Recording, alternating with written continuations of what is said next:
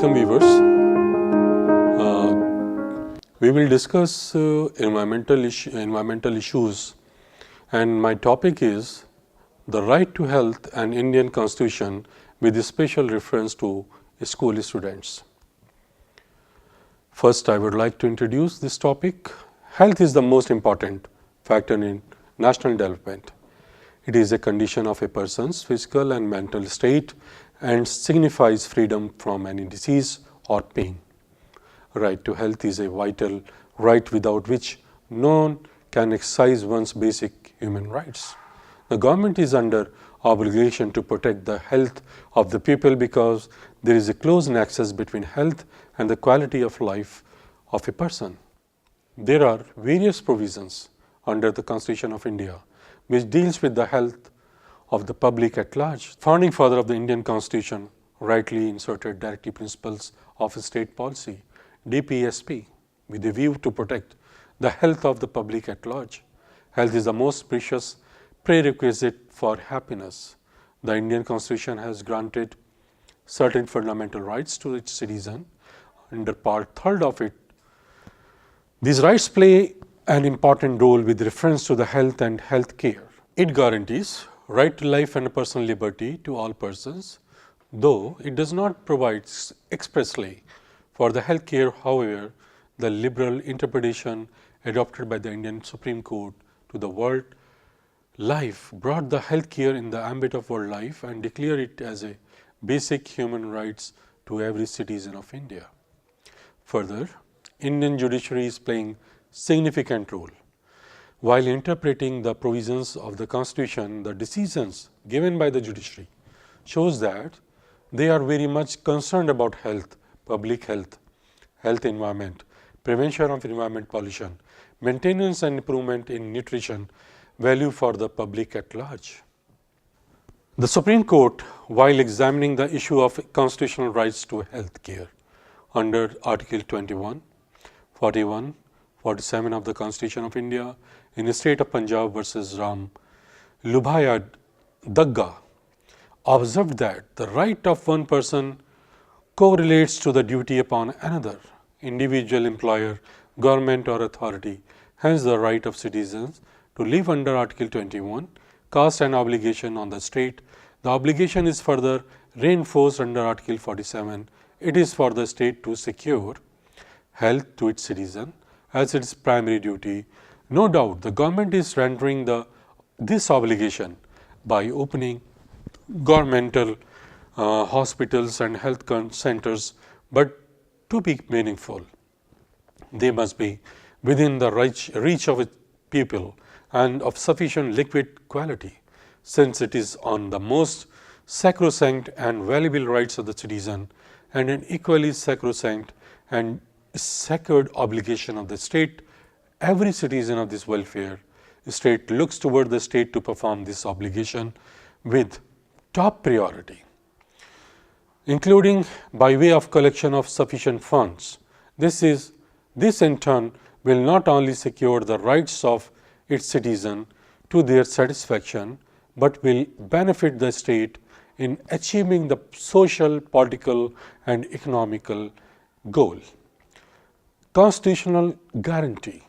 The Constitution guarantees fundamental rights to its people. Article 21 gives the citizens the right to life. As with all fundamental rights, the right to life is justiciable. Many other obligations required to produce an egalitarian society are enshrined in the Constitution and are listed under directive principle of state policy. This includes Article 47, 39 and 38, which argue for the need to raise the level of nutrition, enhance standards of living and improve public health. They also make a case for social justice and sustainable livelihood. The Supreme Court has on many occasions cited the Constitution, having read many of these principles into fundamental rights guaranteed to all citizens. For example, such reading of directive principles which deals with improving the health into Article 21 adds completely new dimensions to the ideal which A reading makes them justiciable. It uses general constitutional guarantees, applies them in particular situations, and innovates to ensure that the ideal prescribed the Constitution can be legally implemented.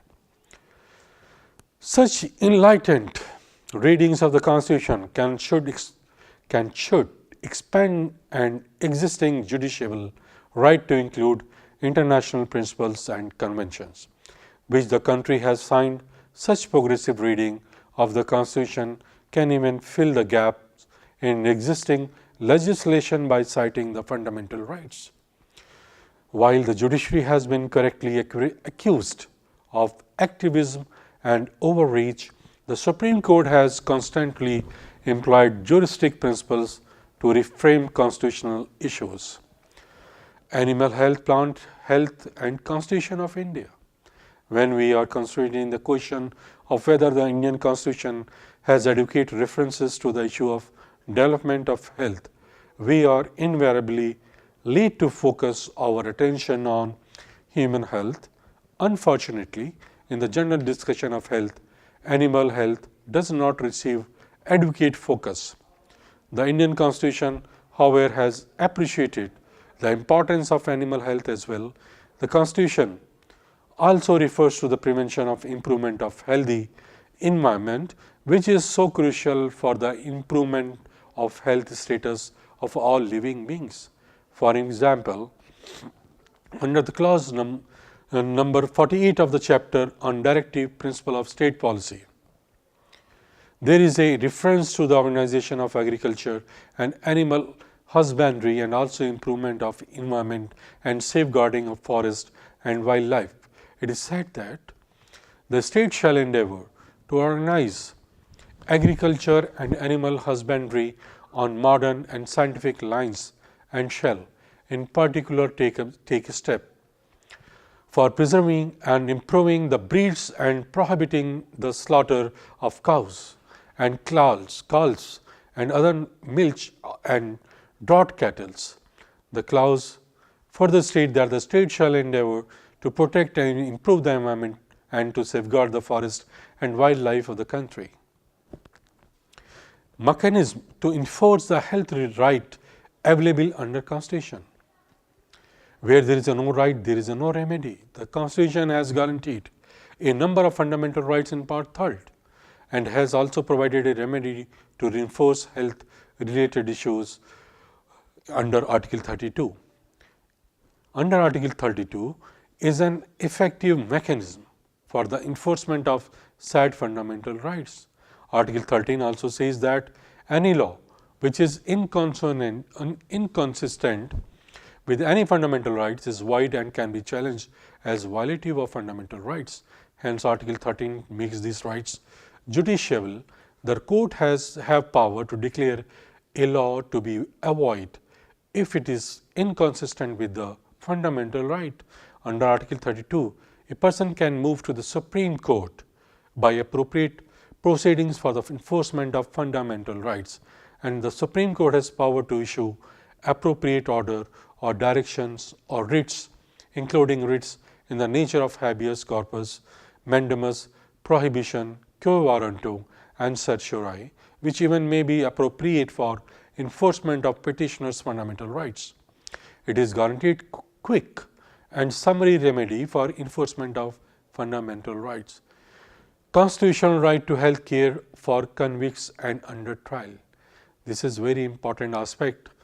Now, the Supreme Court, while recognizing the custodial rights of individual, in same Supreme Court led that it is the obligation of state policy to ensure appropriate protection of the person taken to custody, including medical care of such person needs it.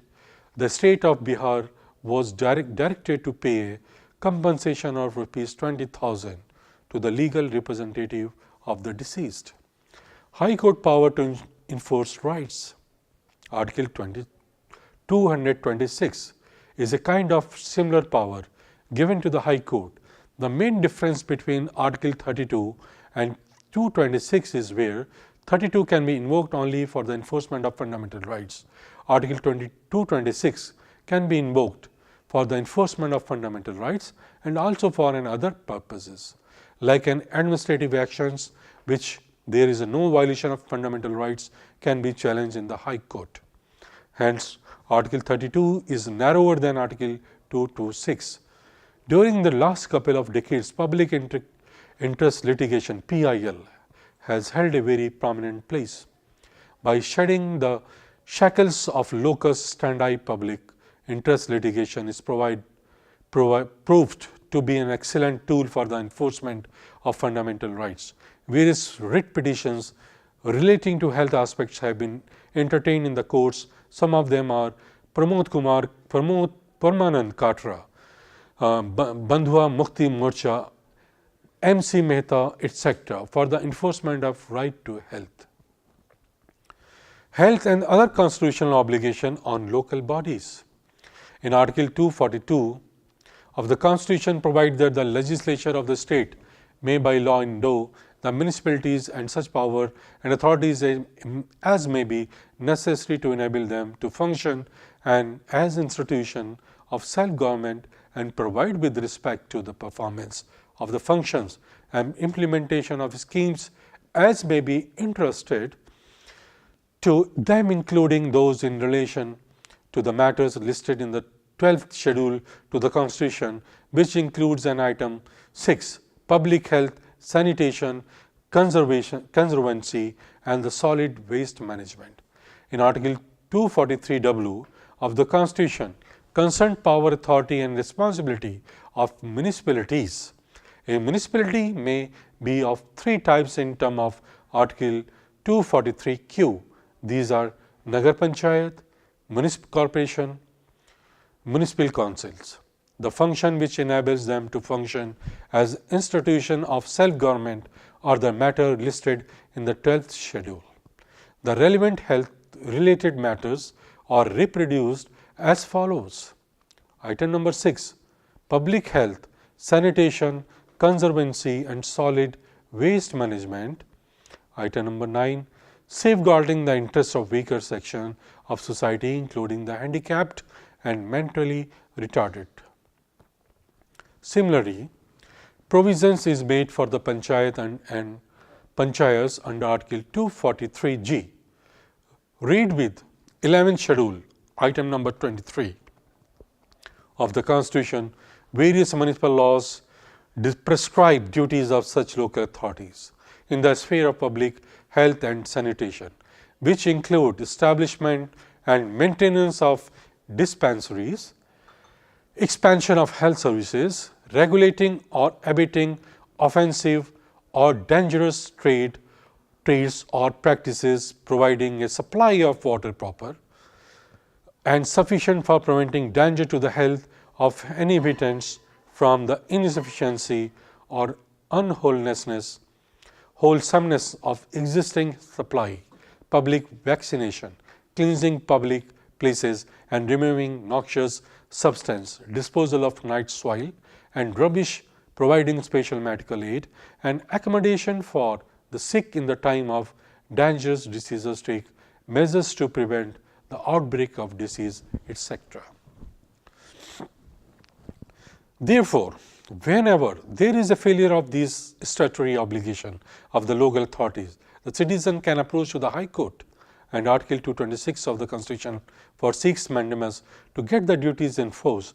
There is, however, a significant difference between local government authorities and the state health authorities, the latter having enormous power to make available financial resources and make key appointments.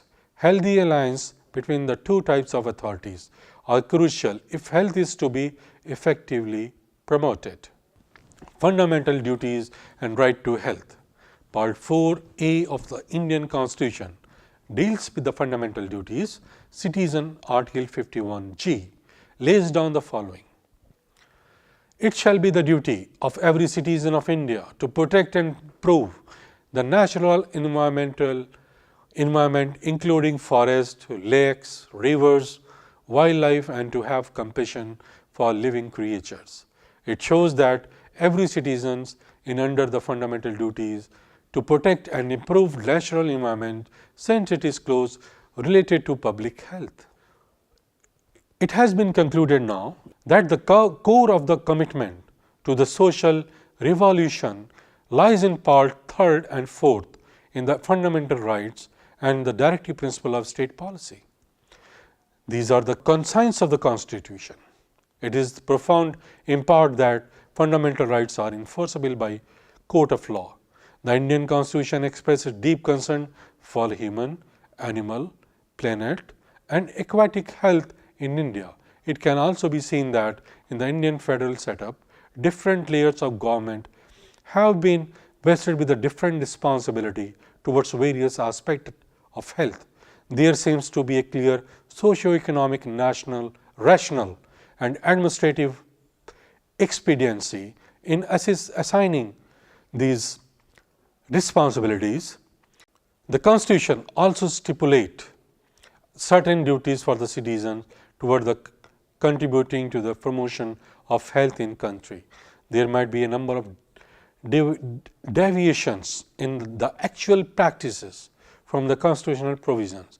It should be admitted, however, that a proper recognition of the need of such deviation in practice may be considered as a useful basis for the change in the constitutional requirement for the development of the health of the citizen, animal and planets in the Indian nation. The concept of health for all needs to cover the health of all entities. It seems the Indian Constitution has exhibited its appreciation of such comprehensive perception of health for all. It is true that, as in the case of universal elementary education, there is no stimulation of the time period so far as demand for the goal of health for all concerned. However, the Constitution makers have also appreciated the need for flexible and pragmatic approach in not specifying any time frame for reaching the goal. The Constitution, which is an articulation of the nation's intention and endeavor, should be interpreted so that in the case of the goal of health for all as well, otherwise unrealistic time stipulation for goal would only arouse high expectation and their non-realization would only lead to frustration. There is a primarily true when we are considering a comprehensive concept of health for all inclusive of human, plant and animal and aquatic health, covering not only physical health but also mental health.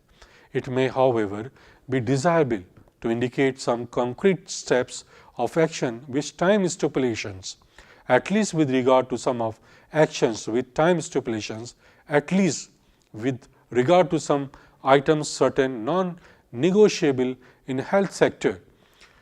Which items are the non-negotiable in the health sector has to be, however, decided from time to time and hence may form part of the collective decision making. Thank you.